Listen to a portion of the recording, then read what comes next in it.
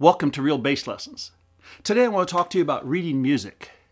I know that can be a challenging topic for some people, actually for a lot of people. A lot of people maybe don't read well and they're sort of embarrassed about it and kind of going, well, I don't really care for reading. That's because they probably can't do it well. And then there's another group of people who just say, Jim, I don't want to learn to read music. I've never quite understood that one. If you're a musician, why wouldn't you want to access that part of performance and for learning? We all know there's many great bass players who don't read music, and there's lots of gigs where you don't read music. But don't you think reading this musical language might make you a better player? Now I'm here to tell you it will. I use reading to teach, not just reading notes on a page, but I use reading to teach technique, phrasing, dynamics, articulation, listening. I use reading music to teach a lot of things. Let me start though just by showing you a couple of books, because I get lots of questions that lots of questions that say, Jim, there's so many things to learn to read. How do I start and what do I do? Well, be careful. Don't just go buy anything and think it's reading. No, too many reading books are just a collection of notes. They're not really applicable to the bass, and what we want to have in a book is a developmental sort of approach. The book that I start all of my students with is this one here called Reading in Bass Clef. And you can find all of my books on my bookstore website. It's called Stinnett Music Bookstore, all one word, .com. I'll put the link here for you. This book here is extremely developmental. I assure you, if you can do page or example 1, you'll be able to do example 2. And if you practice 2 and you'll be able to do it, you'll be able to do example 3. And that's a good thing. When I was younger and I couldn't read music at all, I learned to play by ear, played country western music. I got a book and I would look at the book, typically, tell me if some of you haven't done this, and I'd open the book up and I'd go, wow. And I'd turn to the next page and I'd go, oh my goodness. And I'd turn to the third page and I'd go, oh shoot. I couldn't make heads or tails of it. So I would flip through the book to see if there was something cool I could figure out, and I couldn't read any of it, so I'd put the book on the shelf and I'd think, well, there's something wrong with me. No, the truth is most of the time there was something wrong with the book. That time span between learning page 1 and page 2, that could take 6 months sometimes. And sometimes you get to page 3, that's not for reading. That's for seeing notation as something that's way too difficult to read. So this book here is a total beginner's 100% book on how to read. And yes, follow the fingeries and stuff, and it teaches technique. Now this book here is a little newer version of this one. Yeah, it's got a different title, and of course it has different exercises and stuff, but I wrote it to be the same. I just talked a little more with text in here, and just sort of an updated version. This is an extremely popular book that a lot of people buy and use. So those are the two basic. How do I learn to read? Right here. And again, the mistake can be is some people say, man, you want to learn to read? Go get those Bach cello suites. Well, if you can't read very well, those are way too difficult. Or I've seen guys, at school on their music stand, they have like, Jaco Pastorius transcription book. You can't read that stuff. It's way too hard. Or here's one even better, the Charlie Parker Omni book. You're not going to learn to read doing that. If you can already read well, of course that's good practice. But that's not how to learn to read. Now, I have another series of books which I recommend, which follow these two. And there's actually 2 of them here, 2 series, so to speak. One of them is called Reading, and it's level 1, level 2, level 3, and so forth. And this is good material because it doesn't have so much how-to, it's just got simple examples. Level 1 examples. I think of reading music as different levels. And so this is a good book if you can already read music, a little bit decently, but you need some new stuff to practice, you can play this. Yeah, there's a couple of eighth notes, but there's also a whole bunch of simple stuff up here in front too, okay? And here's all that little stuff that tells you how. What is that? That's book, that's book 2. Let's get back to book 1 here. There we go. Lots of half notes and whole notes, sure. Now then, people often ask me that, Jim, I need to learn to sight read. Well, sight reading is a hard thing. And what I mean by that is it's a hard thing to understand what is sight reading. To start with, how do we sight read something we've never seen before? Well, that assumes we already have information in our hands and our brains to work with. So you don't learn to read music by sight reading. It just doesn't make it. But sight reading is good practice. That's really a matter of recognition and then reproduction. So I have a whole series of books, I think there's 12 or 14 of them, called Sight Reading. This is Sight Reading Book 1. And again, this is simple. And what's really cool about these books here is they're meant to be played like you just start playing anywhere in a book. This is a what? 1,472 measures, I believe, of nonstop music. So the idea is you just put the metronome on and go, and try not to stop. And if it's too difficult, the book one, well, you need to go back to those earlier books and work on those some. But this is fun. I've got a whole bunch of these. Here's a real popular one. Let me show you this one. This one's called Sight Reading Book 4, and it's rhythms only. There's no pitches in here. I wrote this specifically for a drum student of mine, but all of my bass players use it. If you can isolate what you're working on, you know, not think about pitches or worry about pitches and just work on rhythms, well, that can be, I don't want to say easier, but that can be more effective learning. So sure, this is a real good book. And then this book advances all the way up to, you know, stylized ones. Here's one that's nothing but blues, book 9. And it's blues, 12-bar blues, jazz blues. All the way up to, here's one more that's a lot more challenging for advanced players called Atonal, book 12. You can imagine that's more difficult and maybe not so musically pleasing. But it's good practice for people who need that or want that. Let me see what else I got here. After that, I have a whole bunch of books. I think some of you may know. If you haven't, go look at my website. I believe I've written 29 reading books now. After that, we get into stylized reading. Here's one. Reading Jazz Bass. This is quite a bit more advanced. Oh, here's a great one. Read That Funky Music. Sure. Rock lines, funk lines, some Motown lines, R&B lines, and it's from simple to difficult. But the point is again, if you've spent time working on this fundamental stuff and can read decently, a little bit even, then you can get in and learn some of these.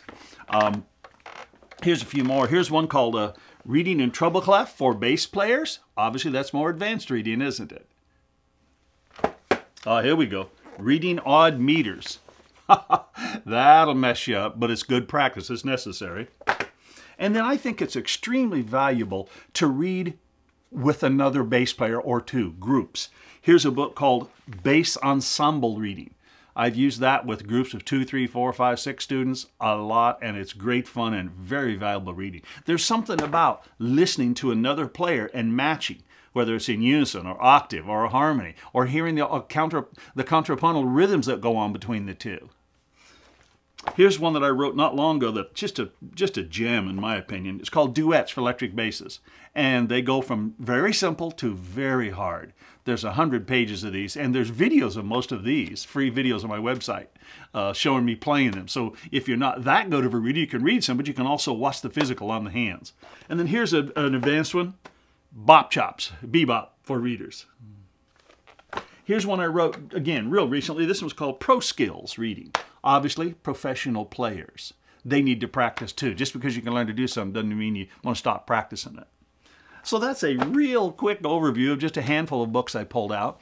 I think what I'll do now for the second half of this lesson is I'll teach and give an illustration of just a little bit of reading music, okay? It won't be a full lesson. No, we need to do a whole bunch. By the way, I should tell you, for both of these books, I've done a complete series of what I call Follow the Books.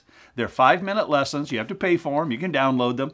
And I'm sitting there teaching every single example in the book. I'm pretending you're sitting right beside me. So they're little lessons. I've recommended these to a number of people. Some people use them, but some people just sort of, I don't know, they don't understand. They say, Jim, how can I study with you or learn more from you? Well, those following the book videos, man, that's me teaching. Okay? So let's go to a little reading music part right now. Here we go. Let's start off with some very simple reading here. I'm reading from this book here, Reading Level 1 material. And you can see in my other camera that's right back here beside me, you can see the notation. I'll zoom back and forth between the two, okay? Now again, this is assuming you already know the fundamentals of how to read the pitches and, you know, and how to tell what rhythms they are, how to count 4 beats and 2 beats and all that kind of stuff. You can go back to some of my earlier videos if you need that kind of training. But let's just play a little bit here. 1, 2, 3, 4. 1, 2, 3.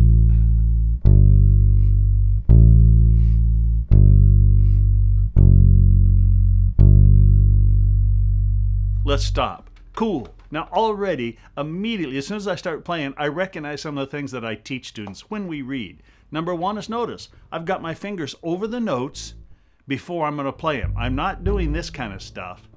No, I've got my fingers spread out and I've got them over the pitches. So that's working on hand posture right there. Again, I told you, I teach reading for a number of purposes. And one of the biggest one, perhaps besides reading or as well as reading, is physical technique, okay? Let's play the whole exercise a little faster. Get your bass out and play along with me. 1, 2, 3, 4.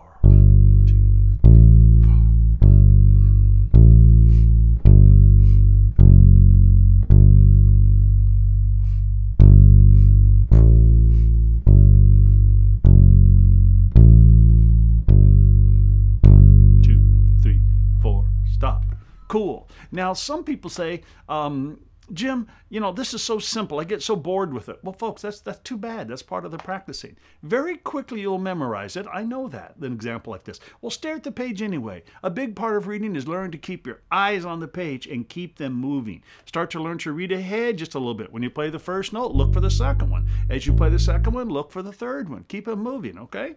Example number 2, similar but different. Play with me. A 1, 2, 3, 4.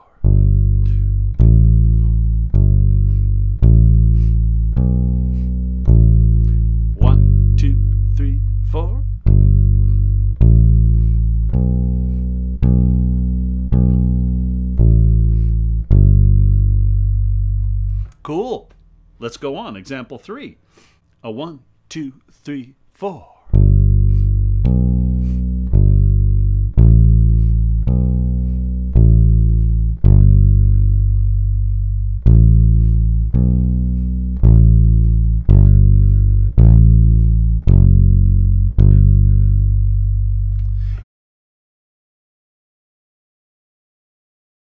A 1, 2, 3, 4.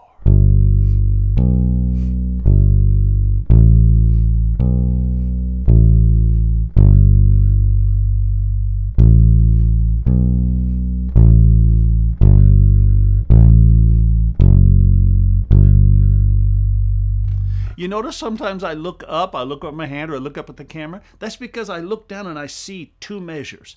I actually have done reading so much that I can read like 2 measures at a time. By the way, it's only 4 notes. Look at the first 2. Did I do it right? No, I did it wrong. Sure, but you can do that. I looked down and saw it again and played it correctly. Sure, so that's one of the things you do when you're reading simple material like this. Let's move on a little bit. Now, one of the funnest things to do, in my opinion, when reading is to play duets, as I mentioned. And you don't have to have another buddy to do it with. That's always fun. But you can record one of your parts. Look at this song here on the page. This is called Level Best. Yep, you can see it. It's still working. I'm going to play the bottom line, and then I'll play the top line. A 1, 2, 3, 4.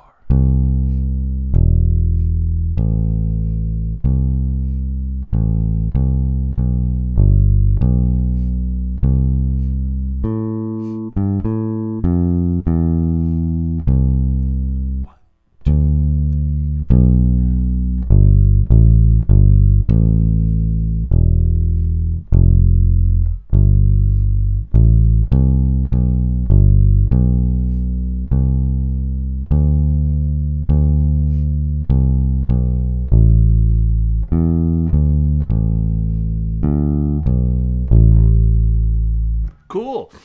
I kept my fingers spread out. I had them over the notes. And sometimes I played an open A. Sometimes I played it closed. It kind of depended on where I came from. You'll do that. You'll learn that by doing this over and over and over and over. Now, you simply rewind this thing and play along with me. Now I'm going to play the top line. Let's see. Okay, I don't have to go very high, so I have to reach a D. I'll still start back here. No, I think I'll start right here. Now, I think I'll start back here when we normally start. A 1, 2, 3, 4.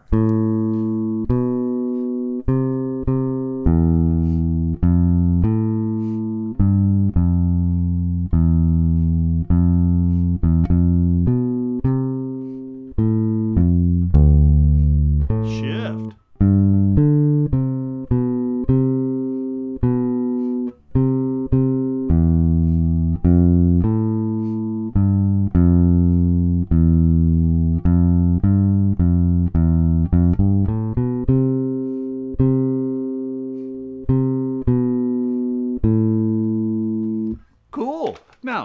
learn that part or learn the bottom part, rewind the little tape here, even though it's not a tape, and play along with me. You betcha. You'll hear, you'll hear, what would that word be? Not inadequacies, what it is? Inaccuracies in your rhythm, and sometimes in which pitch it is, and maybe just the attack, the consistency of it. But that's the kind of things we work on when we're practicing reading. And again, sometimes you say, well, Jim, I can't even read that well. Well, guess how? Do it over and over and over and over. And again, people don't think that's good reading. Oh, I've got to sight read. No, when you get ready to sight read something, you have to have already played that note, and you have to understand what rhythm that is and what pitch it is and where it is in the bass. So if we'll just do this over and over so much, matter of fact, I tell students all the time, if you'll just memorize every single note in this where you can play it perfect, your reading will have improved miles. There's a fallacy with I have to sight read. Well, that'd be like me sight reading the Japanese language. Ready? Here we go. I can't do that because I've never studied and I've never learned one character or one meaning, one pronunciation. So we learn pieces at a time, and then we get to where we can play something like this, maybe stumbling, but you work it out, and that's working out fingering. That's working out shifts. You know that one place I said, we're going to shift now. So I went here, and then I went, and then I shifted back. Sure, you'll only learn that stuff by doing it. Playing music is not this thing where I gain information and knowledge and I go, great, now I'm a better player. That has nothing to do with it. You can't hear anything. You have to gain some knowledge of what to do. Then you physically have to do it over and over till it starts to sound good. And you're not going to sound good before you sound bad. I mean, do you really think you can just, look at the page and study it and then become a good player? No, you have to go through this repetition. Let's do one more. We'll stay with this book. This is a good book. We'll go a little further toward the back, though. Here we go. Example 68. And you can see it here on my screen. You betcha. This looks pretty straight ahead. 1 and 2 and 3, 4. Oh, I screwed it up already. I was thinking something I was going to tell you, and I screwed it up. Let me play it, then I'll tell you the things I was thinking. 1, 2, 3, 4.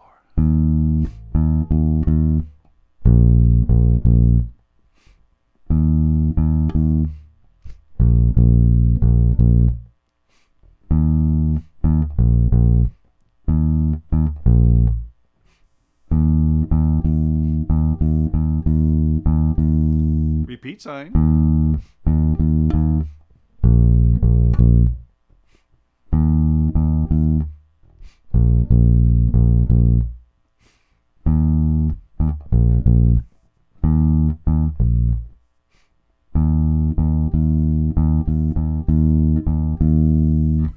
Cool. Now this involves a whole bunch of information before you ever begin to play the notes. And that is, do you know what the rests are?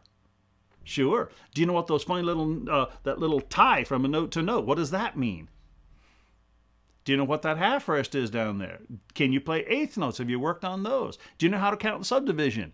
1 and 2 and 3 and 4 and 1 and 2 and 3 and 4 and 1 and 2 and... Sure, there's a whole bunch of stuff you want to learn by doing this. But I encourage you. You want to raise your level of musicianship? Honest to goodness, listen to this. And you can quote me. You want to raise your level of musicianship? There is nothing you could do better than learn to read music well. Now, one perhaps exception. If your ears are terrible, working on ear is a good thing also, because music is an oral art form. But by practicing simple reading material, you take the question, the mystery out of what notes do I play? What should I do? No, this tells you exactly what to do. So now you can work on the mechanics of execution. That's what good reading can do for you. Fire it up. Get to practicing your reading.